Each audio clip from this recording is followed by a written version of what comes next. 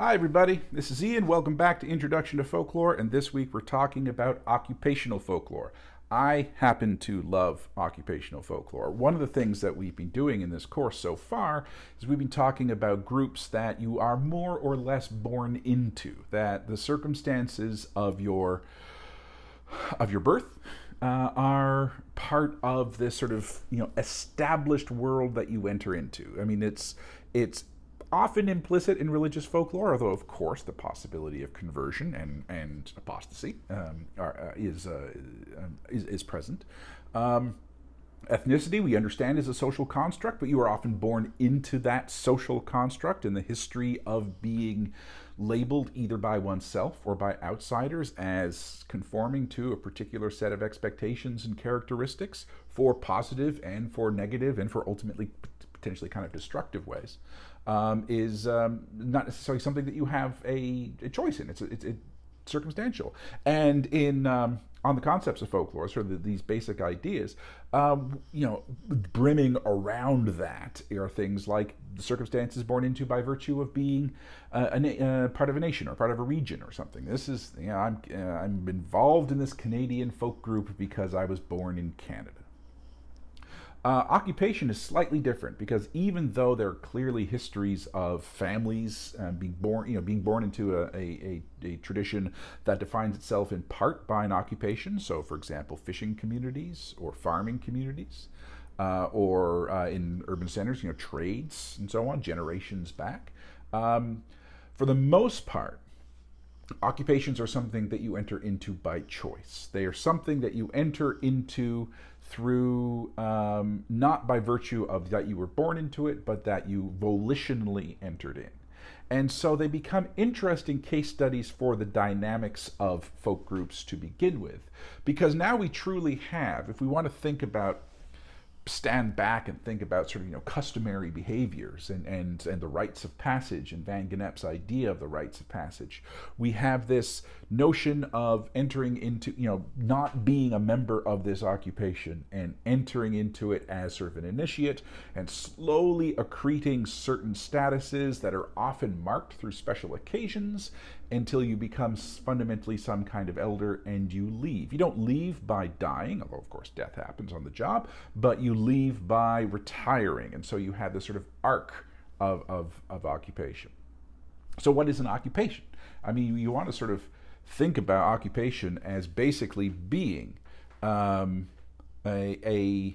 application of a particular skill set that is specialized, that has a particular desired outcome, particular sets of expectations. Again, like all expectations, they're not fixed, but there might be a sort of inertia of those expectations, and the application of same. Also, which is something that is incredibly important to consider, the idea that you are often paid for this, that for the most part you are paid for this. When I say for the most part, I think that there are elements of occupation that are, there are folk groups that are occupational folk groups, save for the fact that you are not being paid for it. I consider students in part an occupational folk group because it is an application of skill. It's something that you enter into more, certainly on the university level, more or less voluntarily. You have sort of this initiate's level. You accrete wisdom, you accrete understanding, you accrete facility with the skill set of being a student, and then you eventually leave. It's just that you are not being paid for your labor. You're not being paid for your skill set. And it's a good thing to consider that for the most part we're talking about things where your skill set is fundamentally an important part of not simply your identity, but as it fits into a larger complex of the economy as well. So you have a special skill set. Now, how do you get this skill set? Well, in the contemporary sphere, most things have a certain amount of training, and you could argue that most occupations have some kind of formalized training that you might have to undergo prior to being hired. So, if you are a lawyer, you have law school. If you are a doctor, you have med school. If you are a professor, you have academia. If you are a fireman, there are fireman colleges, some firefighter colleges. If you are police, there's like police training and so on. So your first day on the job, there's typically some set of official formal skills. One of the things that we can sometimes consider is this gross distinction between skilled and unskilled labor, where unskilled labor is basically defined as you do not necessarily need to have established or formalized or paid for the training that is required of this position prior to being hired. Then one of the things about in your early hiring is that you get those skills, but we consider unskilled, it's a gross categorization, because this kind of labor does have a skill set as well, and it becomes rife for occupational folklore. So I'm hovering between what is occupation and what is occupational folklore. But occupational folklore is basically the collection of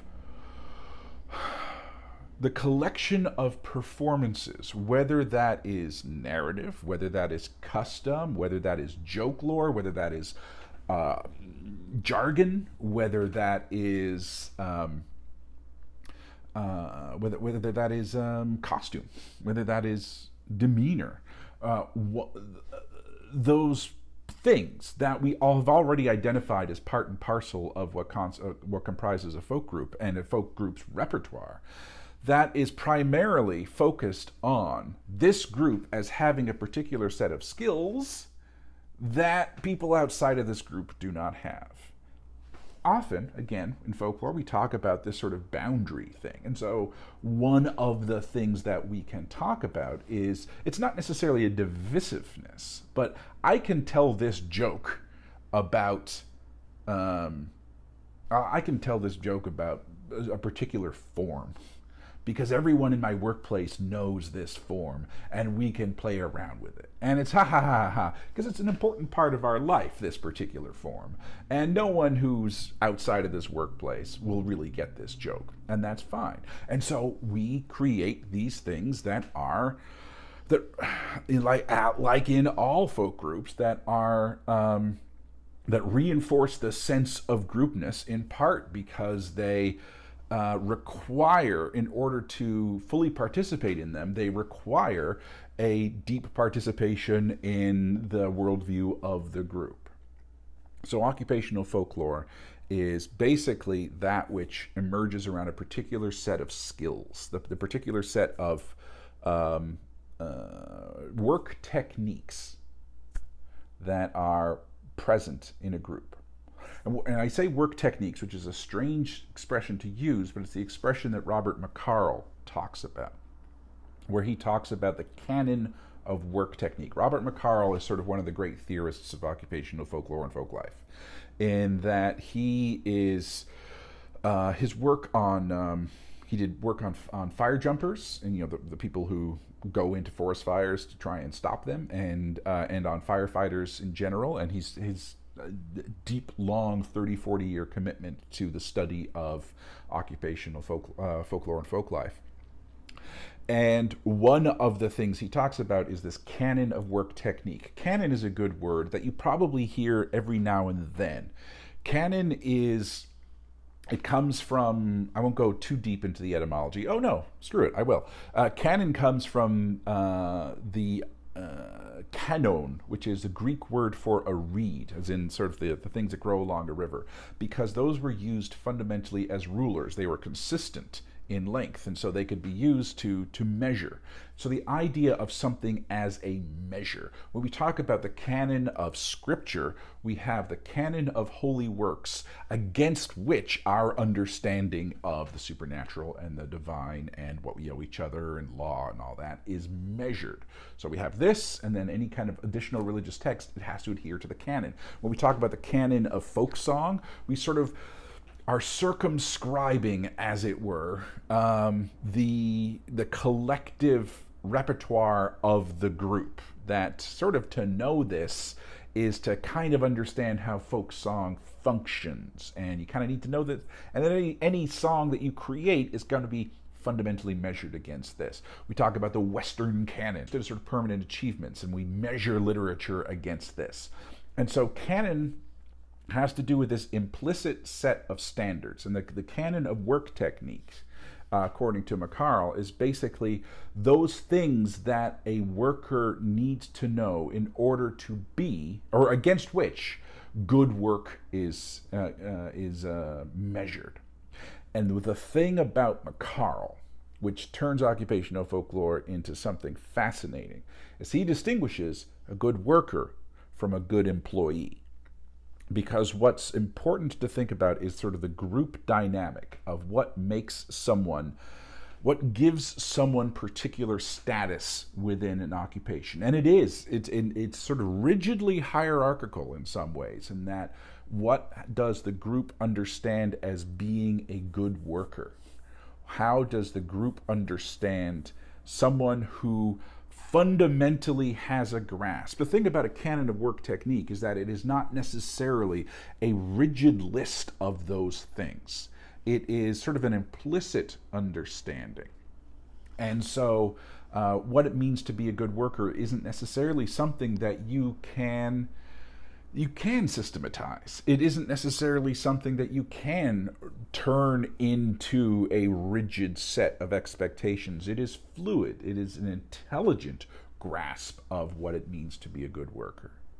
But a good worker and a good employee are different. And McCarl, one of his key points is that a lot of occupational folklore and folk life is about this distinction between worker and management. He has a deep socialist, a deep worker-oriented, deep unionist idea about folklore and folk life, and occupational folklore and folk life, and that it is about these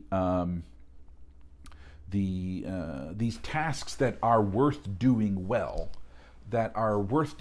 despite what perhaps a rigid hierarchy might suggest. So a lot of, and it is, because I've been describing this idea of, and throughout the course we've been describing this idea of folklore as being about the groupness, with the implicit idea that often it is about in contrast with others. And we might think of occupation as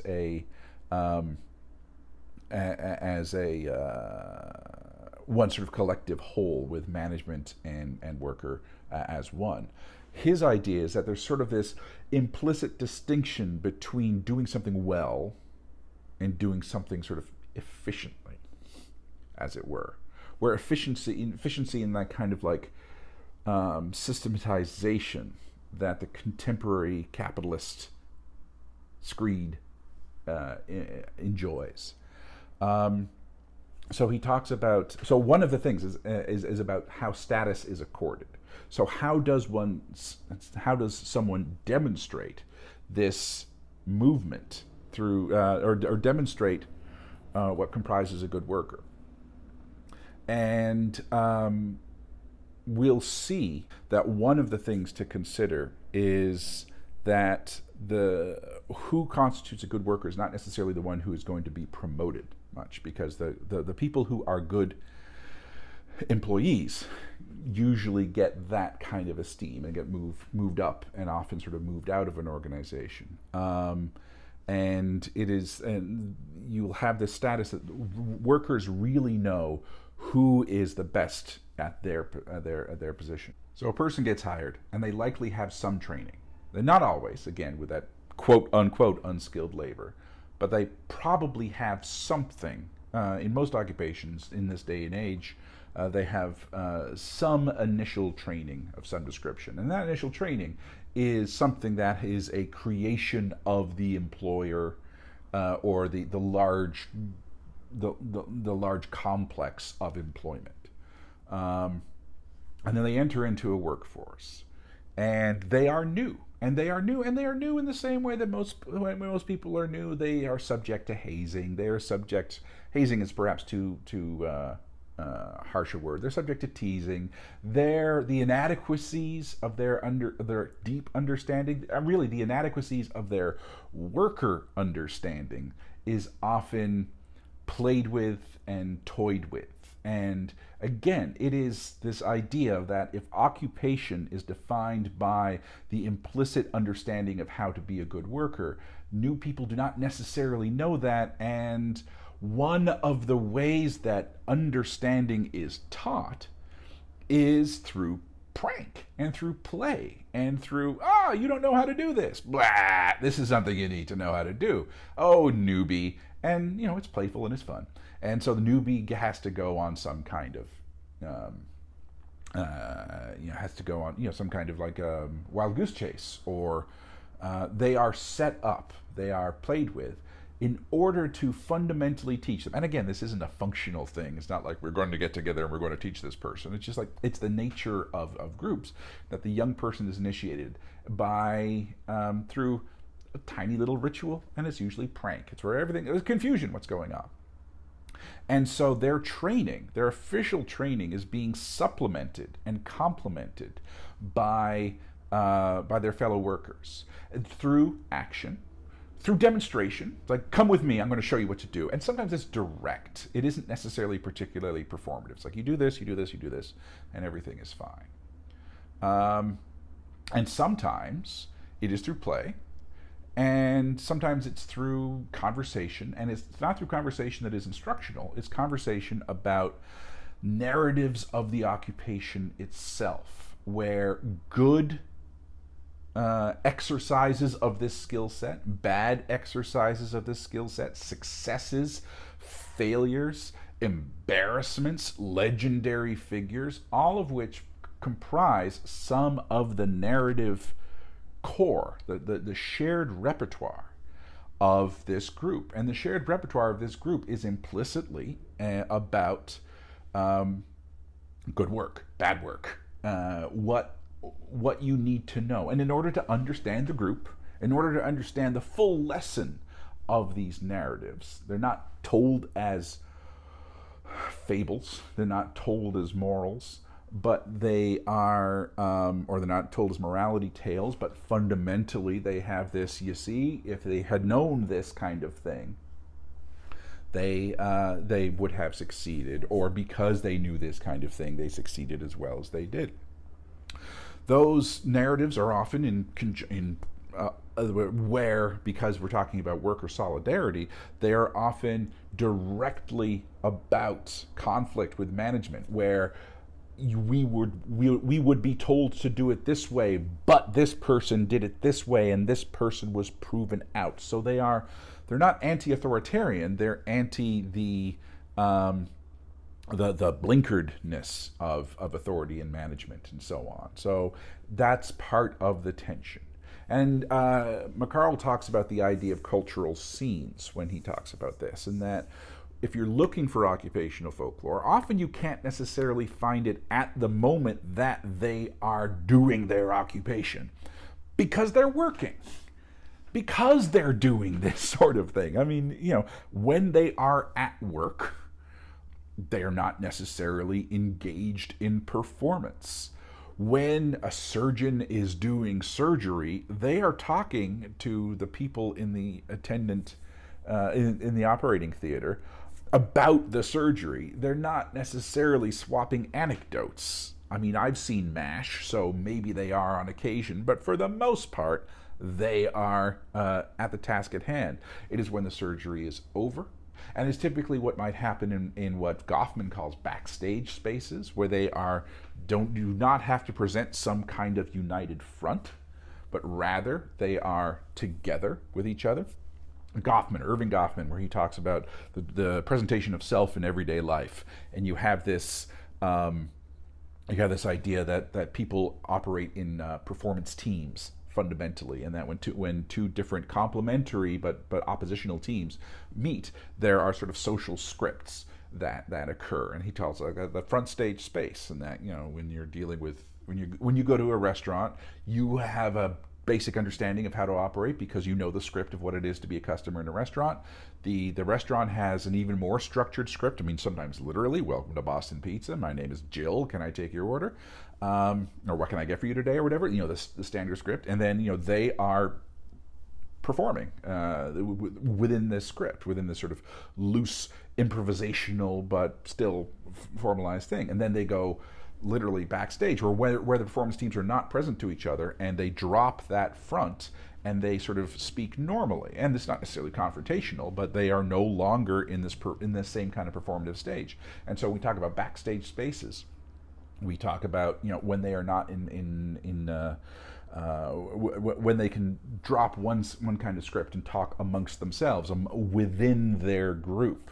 You could think of backstage spaces in the way that's analogous to sort of, you know, cultural zones like student rooms that are dedicated to international students or First Nation students or women students, where they're getting together and it's like, this is not exclusionary, it's just that it's kind of easy to talk about this stuff when we don't have to do this presentation of self outside.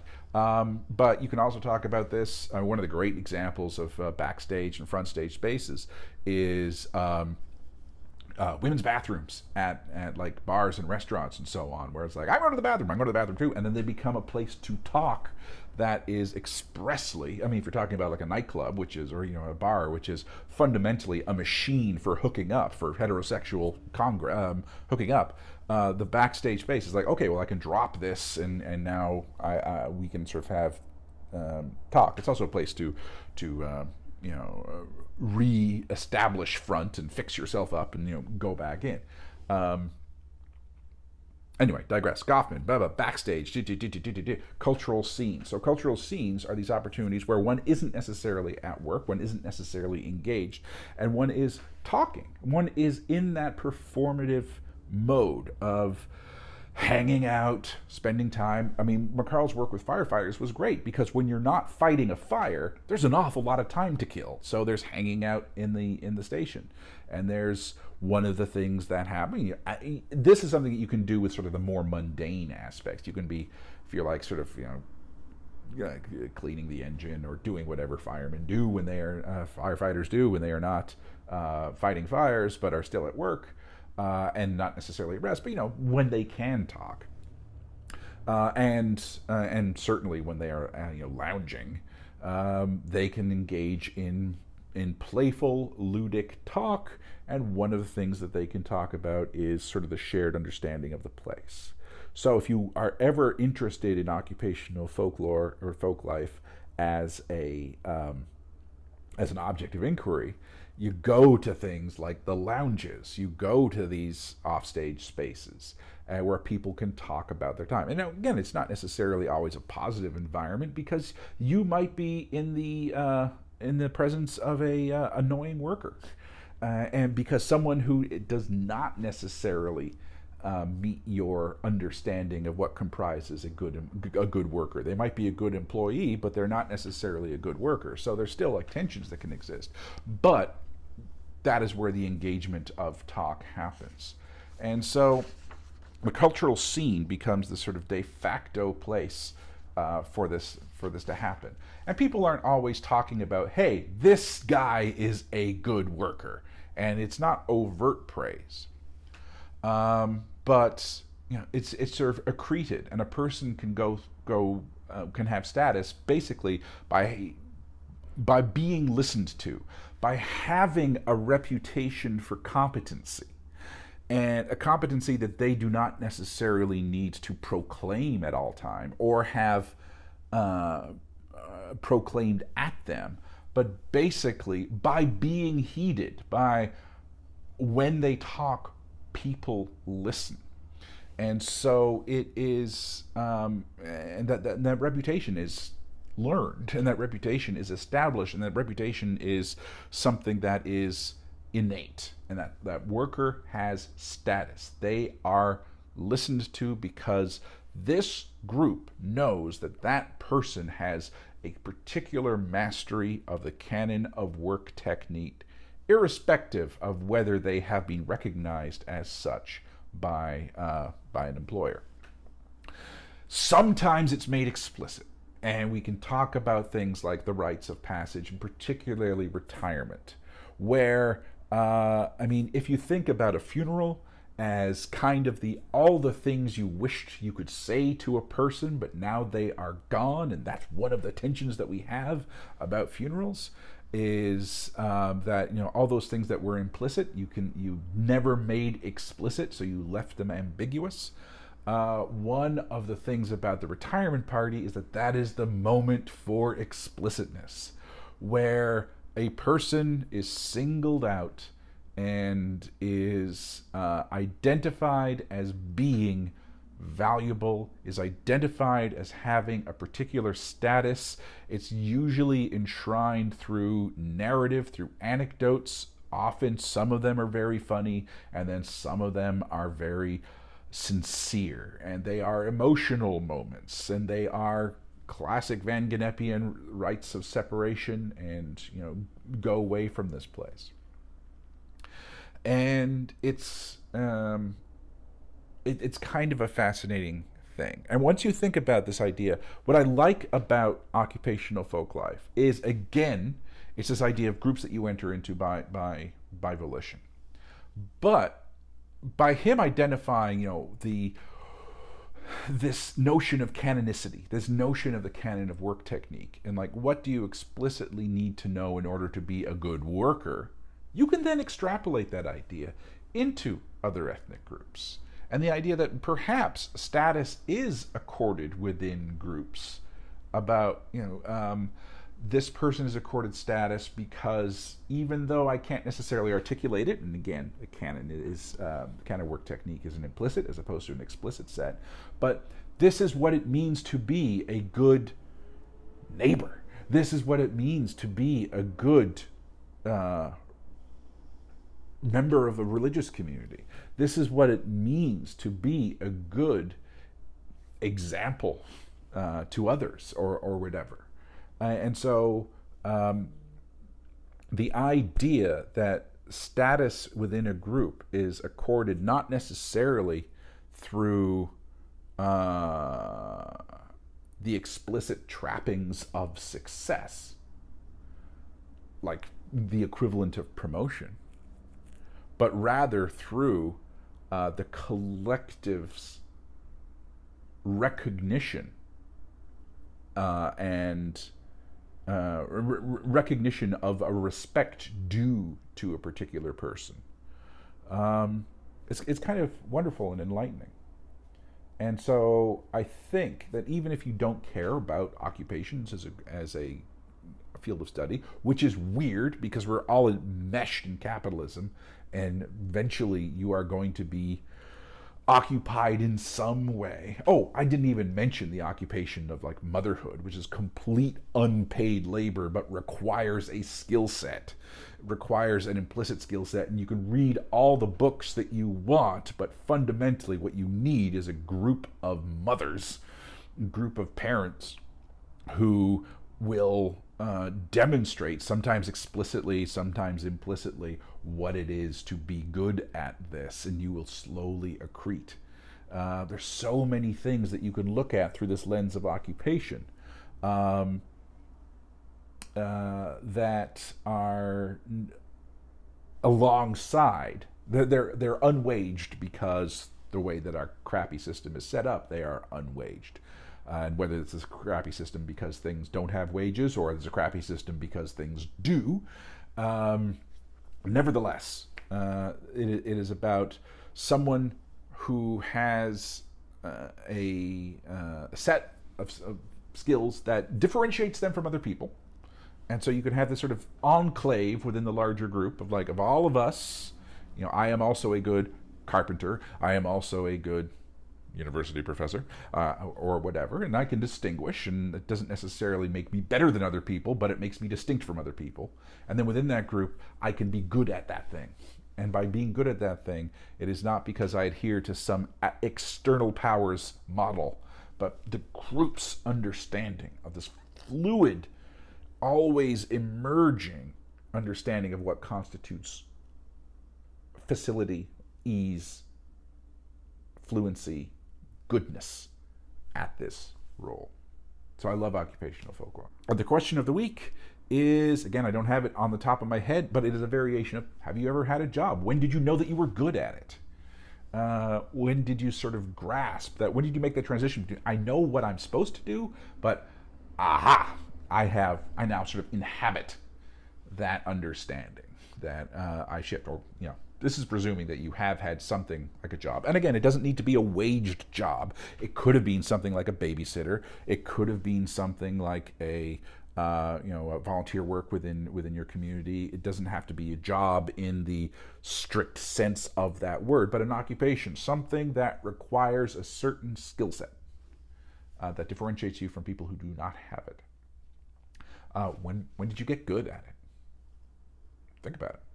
Anyway, that's it. This is a lot longer than I thought I was going to talk, but as I said, I get very excited by occupational folklore because it is awesome. Be well, and I will talk to you later. Bye-bye.